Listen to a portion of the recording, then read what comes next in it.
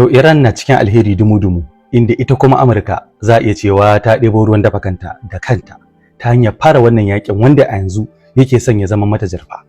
Iran ta ɗauko hanyar kare dala Amurka da rage mata ƙarfi bayan wasu bayanai sun tabbatar da cewa ta fara karɓar kimanin dala ɗaya kan kowace ganga ɗaya ta man fetur da ke wucewa ta mashigar Hormuz. Amma inda matsalar take, Iran ba da dala take karɓar harajin ba.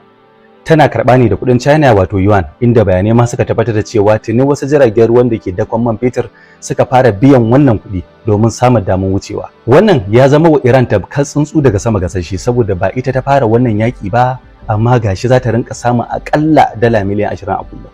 Ita kuma Amurka sai a ce tsuntsunta ne wanda ya jawo mata ruwa, shi ya jawo ruwan ke neman ya duke ta. Dama kasashe da dama sun kosa domin ganin an kawo ƙarshe da dalar Amurka ta mamaye kasuwar duniya, musamman kasuwar man fetur, wanda kusan kaso 80 cikin 100 na cinikin man fetur inda ake a duniya da dala ake yin shi. Shin kuna ganin Amurka za ta zauna ta zara wa Iran ido tana kwasa wannan garabasa?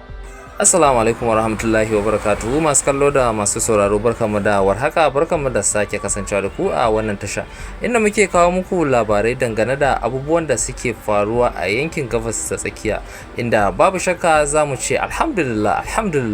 domin kuwa jamhuriyar musulunci tana samun wani gagarumin nasara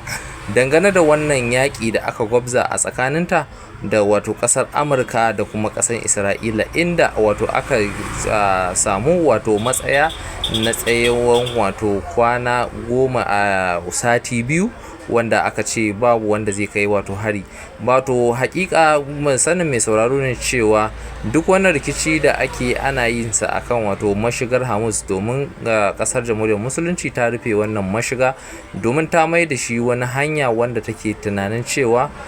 tabbas in ta taba wannan wuri tabbas zai taba wato kasashen irin su Amurka da sauran Isra'ila da kuma sauran kasashe wanda suke goyon bayan wato wannan kasa ta wato kasashen wa'annan Yahudawa. Hakan ne yasa bayan bude wato wannan wuri ta mashiga ta Hormuz, kasar jamhuriyar musulunci kun san cewa duk inda musulmi yake baya zama wato gidahumi kuma ya zama wanda kanshi yake a kulle baya tunani akan al'amura. Hakan ne yasa kasar jamhuriyar musulunci ta fito da wato wani wato salo nata, wanda wannan abu tabbas wato wani riba ne a wurinta, wanda aka kididdige cewa a kullum wato kasar jamhuriyar musulunci tana samun wato kusan dala 100,000 a kowace rana, dala 100,000 akan kowace ba dala, ina muku taɗin ba wai dala 100 ba, dala 100,000 tana samun kimanin shi a kowace rana ko fiye da haka ma,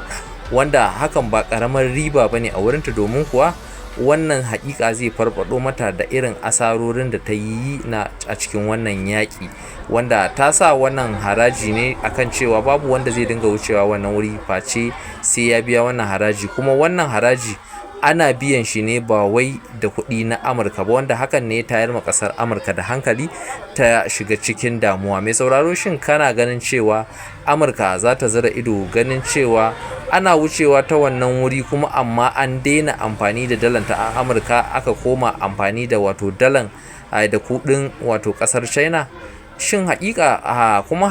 wannan wato karɓan kuɗin China da ake yi, haƙiƙa wannan abu yana da matuƙan wato tasiri a wurin China, domin tana maraba da wannan abu, domin kuwa zai farfado mata da tattalin arzikinta kuma zai daɗa darajar kima da kuɗin ƙasanta.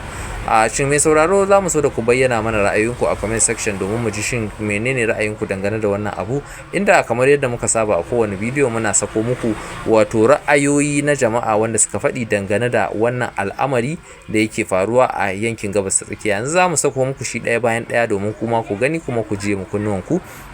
Amma kafin nan muna roƙonka da ka daure da Allah ka danna mana, don Allah ka danna mana alamar subscribe, sannan ka danna alamar ƙararrawar sanarwa ta yadda da zarar mun ɗaura sabon shiri a wannan tasha za ka same sa da ɗumi-ɗumi. Kada a manta wato a danna a yi mana wato sharing zuwa ga sauran uwa da abokan arziki domin su masu amfana da shirye-shiryen da muke kawo muku a wannan tasha tamu. Wassalamu alaikum warahmatullahi wabarakatuhu, sai kun ji da gare mu, bisalam.